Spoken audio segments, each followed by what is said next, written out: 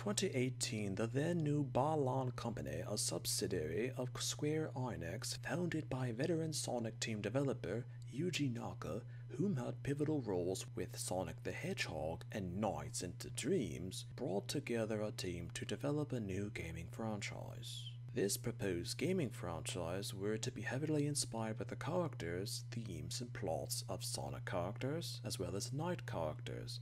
and that these characters would be child-friendly. The proposal for the game were to be that it would be a quote-unquote fusion of different elements from video games at the time, and that the scope of the game were to be appealing to as much potential players as possible. The proposal supposedly held mixed receptions from leadership,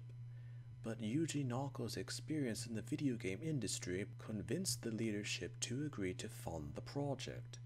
But the condition for the funding were to be that it was his quote-unquote one chance with the genre, and that if the game were to do poorly, it would be all his fault. Development of the game was heavily inspired, as mentioned, by Sonic and Knights themed characters, and upon later information learned, the developmental team actually put too much emphasis of these superficial details into the game, as well as developers aiming the game at too wide of a demographic audience, from young players to mature players as well. Developmental teams were somewhat confused with how to proceed with this game in terms of characters depicted within it. The main characters of either Leo Craig or Emma Cole, or even Balan, were heavily influenced by Yuji Naka's experiences with Knights, and this overwhelmingly obsessive connection to Knights and Sonic were heavily seen in the final version of the game released. In 2020, the game was revealed to little enthusiasm by critics and gamers, as comparisons to past franchises or characters were made, and at this time the first examples of negative comments or sentiment about the game were made public even before official release. The situation for the game nor its characters weren't made any better when glitches and problems for the game had to be fixed individually depending on which console the game was released on. Square didn't provide any copies for reviewers, which further increased negative speculations on the game even before its release as mentioned. However, soon after release in 2021, the game was received horribly by critics and gamers,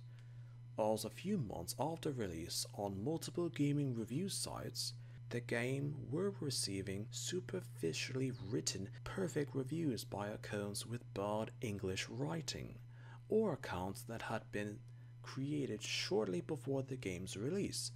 leading to many speculations that developers had paid for fake reviews to boost the game's reputation, despite horrific gaming experiences and reviews and discussions that were put online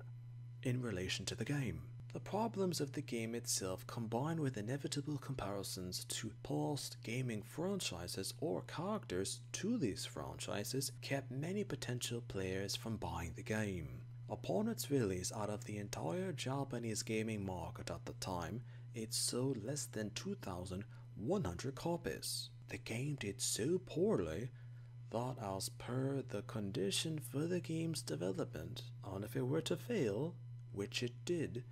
Yuji Naka resigned from his position at Square Enix also in 2021. A character can be overrated yet hated because they were made to imitate other characters, instead of being their own interpretation of a new character.